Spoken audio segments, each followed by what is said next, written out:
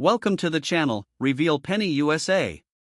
Every so often, history hides a fortune in plain sight, and today, we're talking about a coin that most Americans have handled hundreds of times without ever giving it a second glance. It's a Roosevelt dime. 10 cents. The kind of coin you fish out of your car's cup holder, drop into a vending machine, or toss into a jar without a thought. But here's what most people don't know: certain Roosevelt dimes, from specific years, specific mints, carrying specific errors that happen completely by accident inside the United States Mint, have sold at auction for prices that would make your jaw drop. And the 1969 D Roosevelt dime? This coin has a story that every collector needs to hear. Stick around, because by the end of this script, you'll never look at a dime the same way again, and I promise you, the coins coming up after this one are going to get even more unbelievable. Let's talk about value first, because this is important. Rare error examples of Roosevelt dimes from this era, coins with documented mint mistakes, striking errors, or die varieties, have sold at major auction houses for anywhere from several $100s all the way into the tens of thousands of dollars, depending on the specific error, the coin's condition, and how desperately collectors want it. And when you combine a desirable date like 1969, the Denver Mint's demint mark, and a confirmed error variety, you've got a coin that serious numismatists will compete hard to own. Now, I'm not going to tell you everything just yet, because coming up later in this video, we have two more Roosevelt dimes that have their own incredible stories, and trust me, each one gets more jaw-dropping than the last. So make sure you stay with us all the way to the end, because the final coin in this series? It might just be the most talked about Roosevelt dime story we've ever covered on this channel. Now, let's go back to 1969. Picture the United States in that year. The country was in the middle of one of the most turbulent decades in its history. The Vietnam War was raging, the Apollo 11 moon landing had just captured the world's imagination just months earlier, and culturally, everything was shifting. The United States Mint was under enormous pressure to produce massive quantities of coins to keep up with the demands of a booming economy.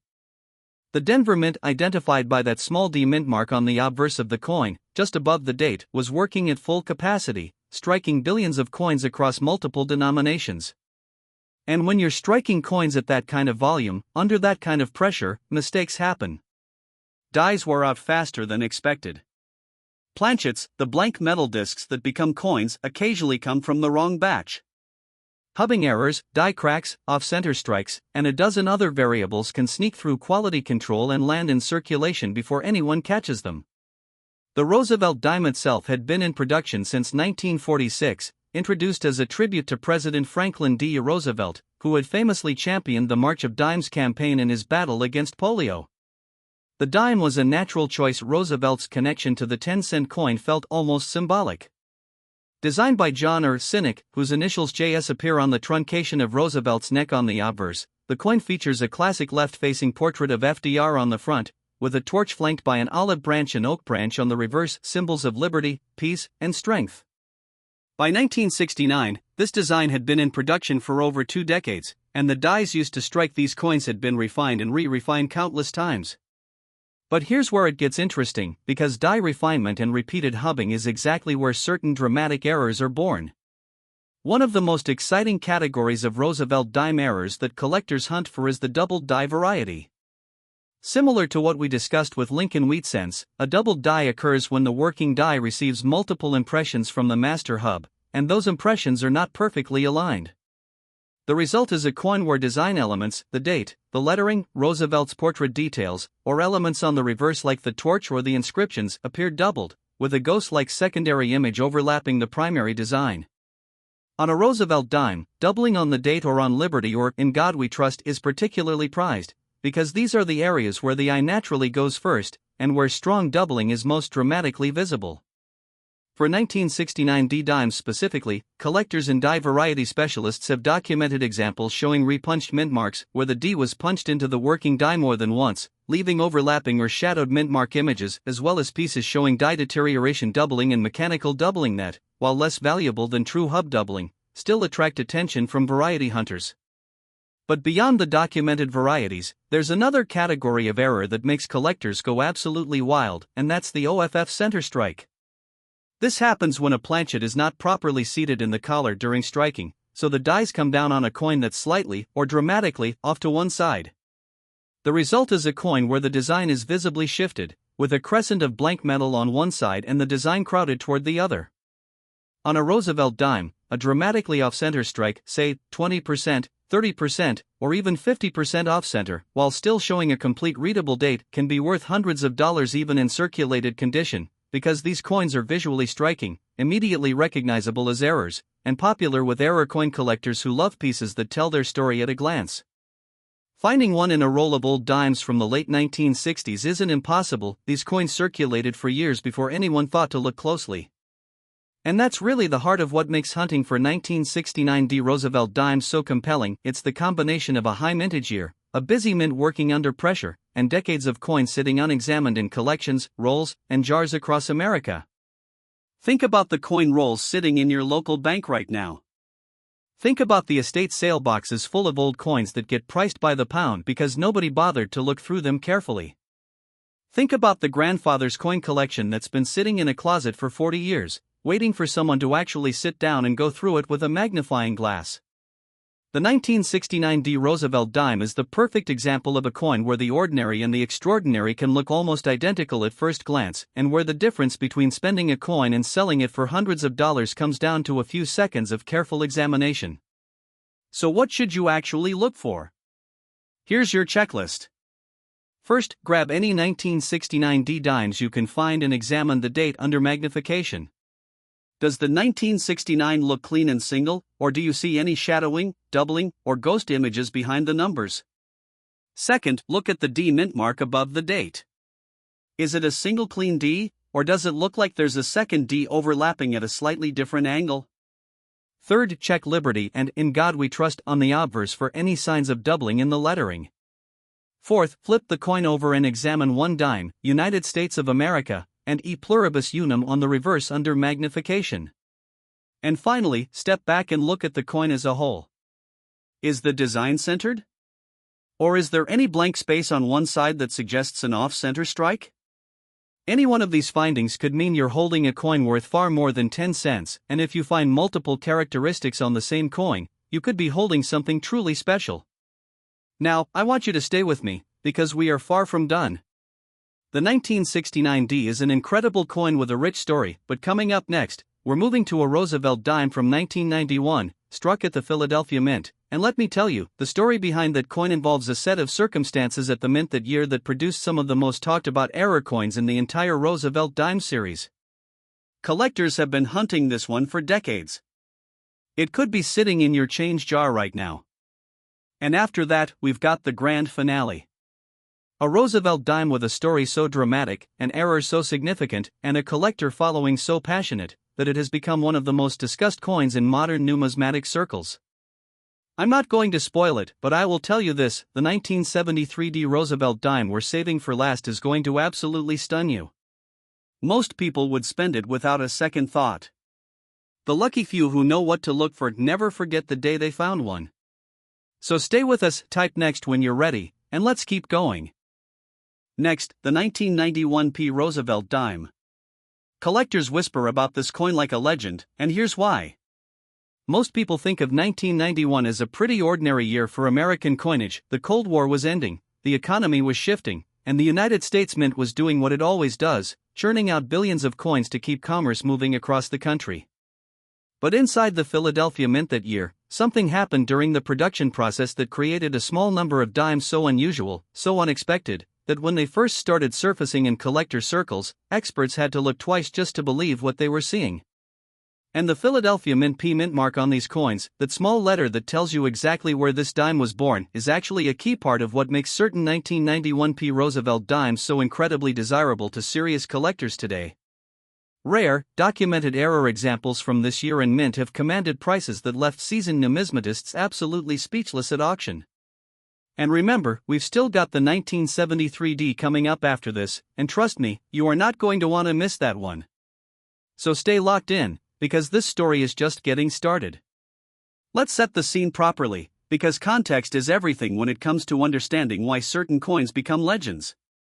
By 1991, the Roosevelt dime had been in production for 45 years, nearly half a century of the same basic design, the same composition since 1965 when silver was removed and replaced with a copper-nickel clad composition, and the same general manufacturing process repeated billions of times across multiple mint facilities. The Philadelphia Mint, which strikes coins without a mint mark for most of its history but began adding the P mint mark to dimes starting in 1980, was at this point a well-oiled machine. Billions of dimes were being produced every single year. Quality control had improved dramatically compared to earlier decades. And yet, and this is the beautiful, maddening, endlessly fascinating truth about coin minting, errors still happened. They always do. Because no matter how sophisticated the machinery gets, no matter how many quality control checks are in place, the sheer volume of coins being struck means that statistically, mistakes are inevitable. A die cracks at an unexpected moment. A planchet from the wrong batch gets fed into the press. A hubbing operation goes slightly wrong. And just like that, a coin that was supposed to be completely ordinary becomes something extraordinary. One of the most significant and collectible categories of error coins from this entire era of Roosevelt dime production is what's known as a clad layer error. Here's how it works. Since 1965, Roosevelt dimes have been struck on clad planchets, meaning the coin is essentially a sandwich of metals. There's a pure copper core in the middle, with outer layers of 75% copper and 25% nickel bonded to each side. This is what gives modern dimes their distinctive silvery appearance on the outside. But occasionally, rarely, but occasionally, something goes wrong in the planchet manufacturing process, and a coin gets struck on a planchet that is missing one of its clad layers. The result is a coin that looks dramatically different from a normal dime. One side appears the normal silvery nickel color, while the other side has a distinctly copper-orange appearance where the missing clad layer has exposed the copper core underneath. These missing clad layer errors are immediately visually striking, completely unmistakable once you know what you're looking at, and highly sought after by error coin collectors. On a 1991 P Roosevelt dime, a confirmed missing clad layer error in collectible condition can sell for several $100s, sometimes significantly more depending on the severity of the missing layer and the overall condition of the coin. But missing clad layers are just the beginning of what makes the 1991 P interesting. There's another category of error that generated enormous excitement among Roosevelt dime specialists, and that's the broadstrike error. A broadstrike happens when a coin is struck outside of its retaining collar, the collar being the ring of metal that surrounds the planchet during striking and gives the coin its perfectly round shape and reeded edge. When a coin escapes the collar during striking, the metal has nowhere to be contained, so it spreads outward in all directions under the force of the dies. The result is a coin that is larger than normal, noticeably wider in diameter, with a smooth edge instead of the normal reeded edge, and with the design spread out and slightly distorted across a bigger surface area than intended. Broad-struck Roosevelt dimes are visually fascinating pieces. They look like someone pressed a normal dime under a weight and made it bigger, and they consistently attract strong bidding at coin shows and auction houses because they're dramatic, unmistakable, and relatively scarce. A well-struck broadstrike on a 1991 P dime, especially one where the date and mint mark are fully visible, is exactly the kind of piece that experienced error collectors go out of their way to acquire. Now let's talk about something even more exciting, because the 1991 P Roosevelt dime is also associated with what collectors call a wrong planchet error, and these are some of the most jaw-dropping coins in all of American numismatics. A wrong planchet error occurs when a blank intended for one denomination accidentally gets fed into a press for a different denomination. Imagine a dime-sized planchet accidentally getting struck with cent dies, or a cent planchet getting struck with dime dies. The results are coins that are physically the wrong size, wrong weight, wrong composition, or some combination of all three for the design they're carrying. These coins are impossible under normal circumstances, they literally should not exist, and yet the mechanical reality of a busy mint producing multiple denominations simultaneously means that occasionally, just occasionally, a planchet wanders into the wrong press and gets struck before anyone notices. Wrong planchet errors are among the rarest and most valuable error coins in any series, and confirmed examples from the Roosevelt dime series have sold for prices that put them firmly in the serious investment category for collectors.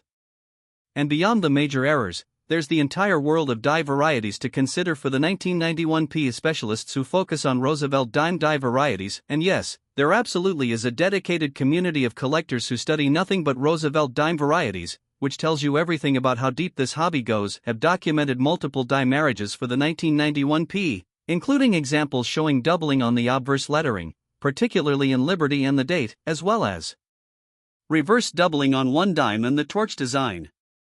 These varieties require magnification to appreciate fully, but for the collector who has trained their eye to spot subtle doubling, finding a strong 1991 P double die in a roll of old dimes is the numismatic equivalent of striking gold. The thrill isn't just in owning the coin, it's in the hunt.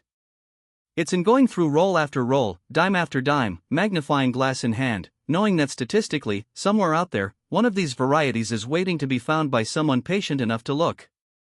Let's talk about how these coins end up in circulation in the first place, and why they're so hard to find today, because this is something a lot of people don't think about.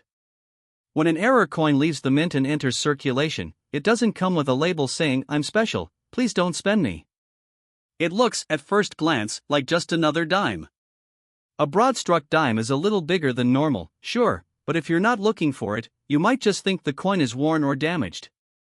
A missing clad layer error shows a copper color on one side, which might make someone think the coin is just dirty or tarnished. And a doubled die, unless it's extremely dramatic, might just look like a slightly blurry or worn coin to an untrained eye. So these error coins get spent. They go into cash registers and vending machines and piggy banks and parking meters. And then, decades later, someone goes through a jar of old change or a roll of bank coins, actually looks carefully at what they have, and that's when the discovery happens. That's when a 10-cent coin becomes a $100 coin, or a $1,000 coin, or more. This is exactly why experienced collectors always say, never, ever overlook a roll of old dimes. Never assume that because a coin looks ordinary, it is ordinary. The 1991 P Roosevelt dime is a perfect illustration of this principle, a coin that in 99% of cases is worth exactly 10 cents, but in that rare 1%, it could be carrying an error that collectors have been actively hunting for 30 years. It could be in a roll of dimes from your bank. It could be in a jar of change on your dresser. It could be in a collection that someone is selling at an estate sale for next to nothing because they have no idea what they're looking at. And the only way to find out is to look carefully, systematically, with good magnification and a reference guide to help you identify what you're seeing. So go check your dimes seriously. Right after this video, go find every dime you own from the 1990s and look at them under a magnifying glass. Check the edge for reading, is it there, or is it smooth? Check the reverse for that copper color, both sides should look silvery, not copper toned. Check the date and lettering for any signs of doubling. Because if you find the right 1991 P, you could be holding something that serious collectors would be very, very eager to discuss with you. And now, I need you to stay right here, because everything we've talked about so far has been building toward the grand finale. The 1973 D Roosevelt dime is coming up next, and I have saved the absolute best for last. This coin story involves a set of circumstances so unusual, an error so dramatic, and a collector community so passionate, that it has earned a permanent place in the conversation about the greatest Roosevelt dime discoveries ever made. Most people who owned one had no idea what they were holding. The ones who figured it out? Their lives changed. So do not go anywhere, type next, and let's close this out with the most incredible Roosevelt dime story of all. Next, the 1973 D Roosevelt dime. This is the coin that proves even pocket change can rewrite your life. We've covered two incredible dimes already today, the 1969 D with its fascinating error varieties and dime mysteries, and the 1991 P with its dramatic clad layer errors and wrong planchet discoveries that left collectors absolutely stunned. But everything we've talked about so far has been leading to this moment, because the 1973 D Roosevelt dime is the grand finale, the coin that serious numismatists bring up in hushed, reverent tones when they gather at coin shows and collector conventions, the coin that represents everything that makes this hobby so endlessly, addictively exciting. It looks like any other dime. It feels like any other dime. But certain examples of this coin, struck at the Denver Mint in 1973, carrying that small D mint mark above the date, have generated some of the most passionate collector interest and remarkable auction stories in the entire Roosevelt dime series. And by the time this script is done, you are going to understand exactly why and exactly what to look for in your own collection. Let's go back to 1973. The United States was in the middle of one of the most economically turbulent periods of the 20th century. The oil crisis was looming just months away, in fact, and inflation was beginning its long, painful climb that would define much of the decade. The Denver Mint, meanwhile, was operating at extraordinary capacity, striking coins across all denominations at a pace that would have seemed unimaginable just a generation earlier. The pressure to keep enough coinage in circulation for a country of over 200 million people conducting billions of transactions every single day, was immense. And as we've established across this entire series today, pressure and volume are the two conditions most likely to create the errors and varieties that collectors spend their entire lives hunting for. Because when dies are being used past their optimal lifespan to meet production quotas, when planchets are being fed into presses at maximum speed, when quality control is stretched thin across a facility striking millions of coins per day, that's when the magic happens. That's when the mistakes slip through. That's when an ordinary 10-cent coin becomes something that a collector 30, 40, 50 years later will pay extraordinary sums to own. Now let's talk about what makes the 1973 D Roosevelt dime specifically so compelling to the collector community, and it starts with one of the most dramatic and visually impressive error categories in all of American numismatics, the double strike error. A double strike occurs when a coin, after receiving its first impression from the dies, is not properly ejected from the press and instead receives a second strike from the dies. Depending on whether the coin moved between strikes, the results can range from a slight strengthening of the design to a dramatically doubled, overlapping image that makes the coin look almost like an artistic experiment rather than a piece of currency.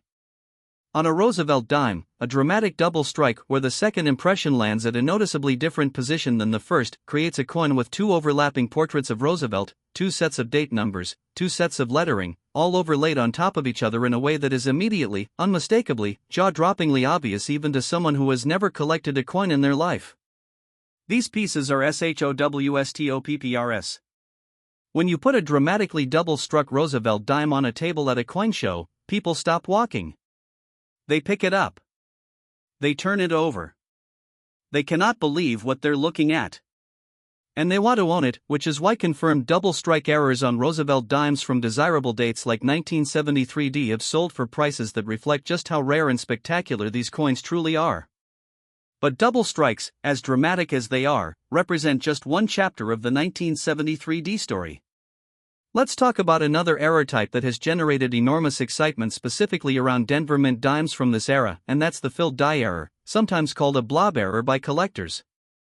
This happens when foreign material, grease, metal debris, dust, or other contaminants fills the recessed areas of a working die, preventing those areas from properly impressing onto the coin during striking. The result is a coin where certain design elements appear weak, missing, or blob-like, because the die couldn't transfer the full detail in those areas. On a Roosevelt dime, a heavily filled die can cause the date to appear partially missing, with one or more digits looking faded, incomplete, or almost ghostly. It can cause mint mark weakness, where the D appears as little more than a blob rather than a crisp letter. And it can cause weakness in Roosevelt's portrait details, the reverse inscriptions, or the torch design. Now, a mild filled die error isn't particularly valuable. But a dramatic filled die error, where the effect is strong and unmistakable, on a coin that is otherwise in excellent condition? That's a piece that error collectors specifically seek out, because it tells a story about what was happening inside that mint press on the day this coin was struck. And then there's the category that I've been building toward, the one that generates the most excitement, the most passionate collector interest, and the most remarkable auction results when genuine examples surface. I'm talking about the major die break error, sometimes called a clad by collectors, and on a 1973 D Roosevelt dime, confirmed major die break examples represent some of the most visually dramatic and collectively significant pieces in the entire modern dime series. Here's how a die break works. As a working die is used to strike coin after coin, thousands, and then hundreds of thousands of times, the metal of the die is subjected to enormous repeated stress. Eventually, the die begins to crack. Small cracks are common and create what collectors call die crack coins, pieces showing thin raised lines on their surfaces that trace the path of the crack in the die. These are relatively common and modestly valuable. But occasionally, rarely, a crack propagates to the point where an entire chunk of the die breaks away completely. When this happens, that missing chunk of die can no longer impress design into the coin, so instead, the coin receives a raised, irregular blob of metal in the area where the die chunk was missing. This raised blob, the clad, is one of the most unmistakable and dramatic error types in all of coin collecting. On a Roosevelt dime, a major cut at the rim obscuring part of the date, part of Liberty, or part of Roosevelt's portrait creates a coin that looks unlike any other dime ever struck, a one-of-a-kind piece of mint history frozen in copper and nickel forever. Let's talk about the stories, because this is where the 1973 D Roosevelt dime truly comes alive as more than just a list of technical error types. Imagine a family going through a relative's belongings after they pass away, sorting through decades of accumulated life, finding old photographs, furniture, keepsakes. And in a dresser drawer, a small cardboard box full of loose coins that this person had been saving since the 1970s. Most of the family just sees a box of old change, a few dollars in mixed coins, worth face value, maybe worth rolling up and taking to the bank. But one family member, maybe someone who watched a video like this one, maybe someone who had a passing interest in coin collecting, decides to actually look through the box before cashing it in. And there, mixed in with dozens of perfectly ordinary dimes from the 1970s, is a 1973 D that just looks wrong. The design is shifted. Or there's a strange raised blob near the rim. Or the date looks doubled in a way that a normal coin shouldn't. That family member takes it to a coin dealer, who takes it to a grading service, and suddenly, a coin that was sitting in a dresser drawer for 50 years, completely unknown and unexamined, gets certified, labeled, and sold at auction for a price that stuns everyone in the family who thought they were dealing with a box of pocket change. This happens. It happens more often than most people realize, because the coins are out there. They entered circulation decades ago, got tucked away in jars and boxes and collections, and have been waiting ever since for someone with enough knowledge and enough curiosity to recognize them for what they are. And that's the entire point of everything we do on this channel, giving you that knowledge, giving you that eye, so that you can be the person who opens a box of old coins and realizes you're holding something extraordinary. So here is your final checklist for the 1973 D Roosevelt dime. The things to look for that could mean you're holding a coin worth far more than 10 cents. First, examine the overall strike. Does the design look normal and centered, or is there any sign of shifting, doubling, or a second overlapping impression? Second, look carefully at the rim of the coin all the way around.